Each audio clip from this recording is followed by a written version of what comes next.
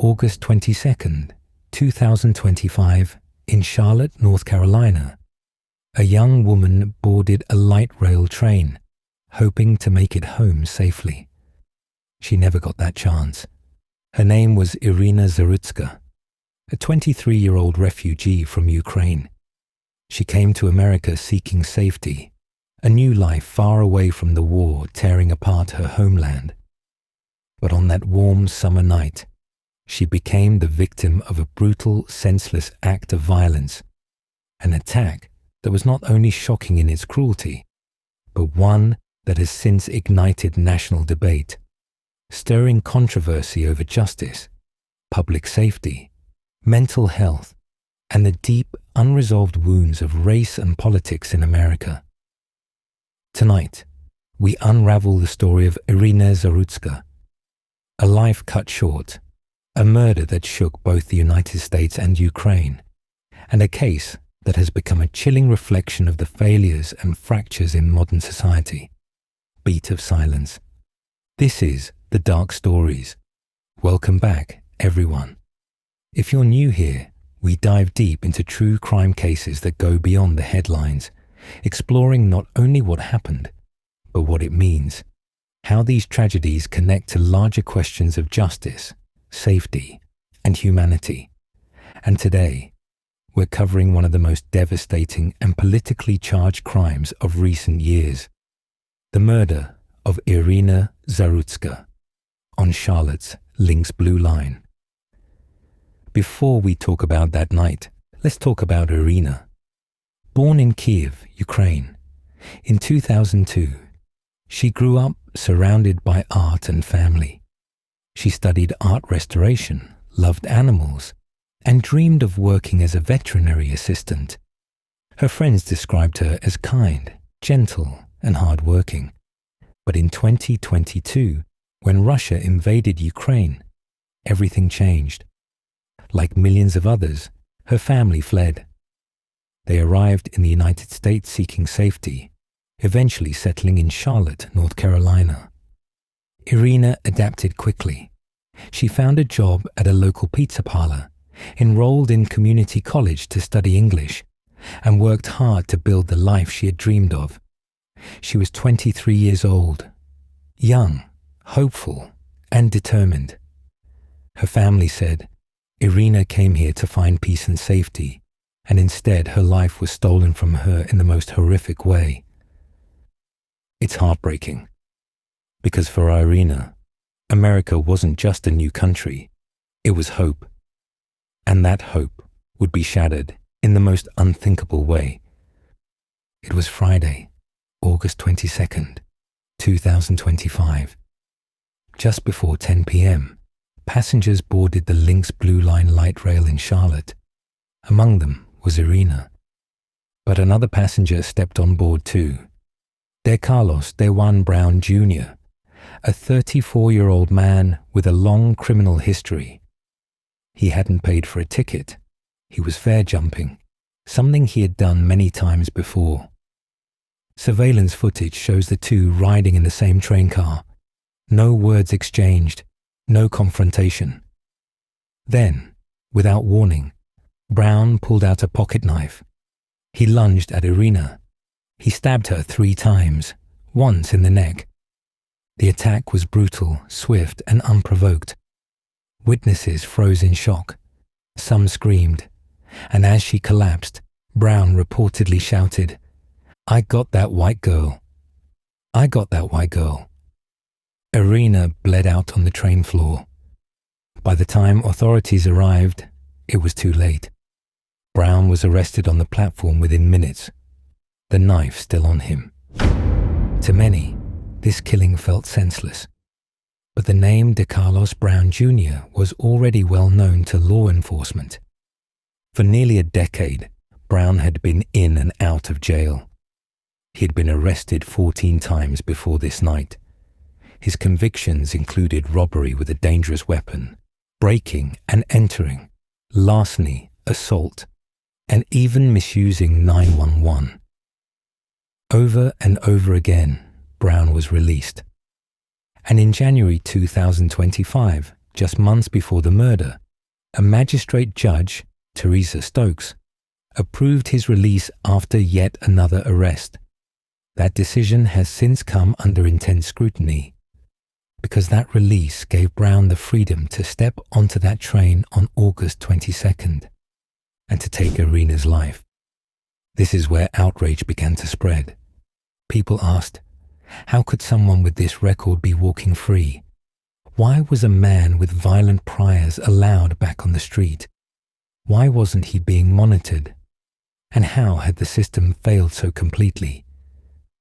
Critics pointed fingers at the judiciary, at mental health failures, at public transit safety. Judge Teresa Stokes in particular became the center of attention. Social media erupted with claims that she wasn't even a licensed attorney. Some pointed out that in North Carolina, magistrates don't need to attend law school or pass the bar exam. Elon Musk weighed in, blasting the system as broken and insane. Florida Representative Randy Fine demanded accountability, calling for judges who released Brown to face consequences. This wasn't just outrage, it was fury, because people saw in this case a failure at every level. A criminal system that released repeat offenders, a mental health system that failed to intervene, a public transit system unprepared to protect passengers. The murder of Iryna Zarutska didn't just stay a local crime story. It exploded into politics, media, and racial discourse. Conservative commentators accused mainstream outlets of ignoring or downplaying the case. They compared it to the Jordan Neely case in New York, where coverage had been far more intense because the racial dynamics were reversed. Mary Harrington of Unheard wrote, "Every detail of the incident cuts against the received progressive worldview. Unlike the Daniel Penny incident, there is no ambiguity. An unprovoked attack on a defenseless young woman by a man with a knife." Former President Donald Trump called the attacker a madman, a lunatic, and said Iryna had been slaughtered by a deranged monster. The White House released a video where Trump condemned local officials and denounced cashless bail. Transportation Secretary Sean Duffy blamed Charlotte officials directly, and Elon Musk. He called out judges and prosecutors for letting criminals roam free. But it wasn't just the right. Civil rights groups like CAIR North Carolina also stepped in. They pushed for the murder to be investigated as a hate crime, pointing to Brown's words on the train. At the same time, CAIR condemned white supremacists who tried to use Iryna's death to fuel anti-black racism. They called it selective outrage and warned that the politicization of her death was dangerous and hypocritical. And so, Iryna's murder became more than a tragedy. It became a political flashpoint. Back in Ukraine, the story hit hard. The Ministry of Foreign Affairs said it was in constant contact with investigators. Ukrainian media covered the case heavily, pointing to the cruel irony. Iryna fled a war zone to find safety in America, only to die in a random act of violence. In the UK, The Times and The Telegraph covered it as a story about crime in America, noting how it had triggered uproar. This wasn't just Charlotte's story, it became international. In Charlotte, grief turned to remembrance. On August 31st, a candlelight vigil honored Iryna's life and the lives of others lost to transit-related violence. Another vigil was scheduled for September 22nd. Her family decided to bury her in the United States. They said she loved America. But the mourning was complicated, because alongside the candles and flowers were questions. Questions about safety, about justice, about whether this crime could have been prevented. Even GoFundMe stepped in, shutting down a fundraising page created for the suspect after it drew public outrage. The murder of Iryna Zarutska is not just about one man's violence. It's about something much larger.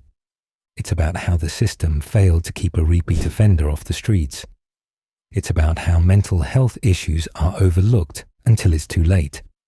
It's about how public transit systems across America struggle to provide safety for riders. And it's about how every tragedy becomes weaponized in the culture wars. Race, politics, ideology, twisting grief into debate. At its heart, though, this is about a 23-year-old woman, a young refugee who wanted nothing more than peace and a future.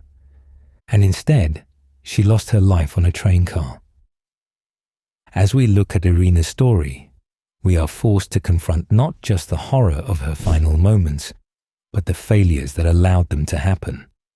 And maybe that's the real tragedy, that her death was preventable, that the warning signs were there, that systems designed to protect her failed her. For her family, there will never be justice enough. Her father in Ukraine couldn't even attend her funeral. And for the city of Charlotte, and for America, this crime will remain a haunting reminder of how fragile safety really is. Pause. This was the story of Iryna Zarutska. If you found this episode powerful, please subscribe to The Dark Stories.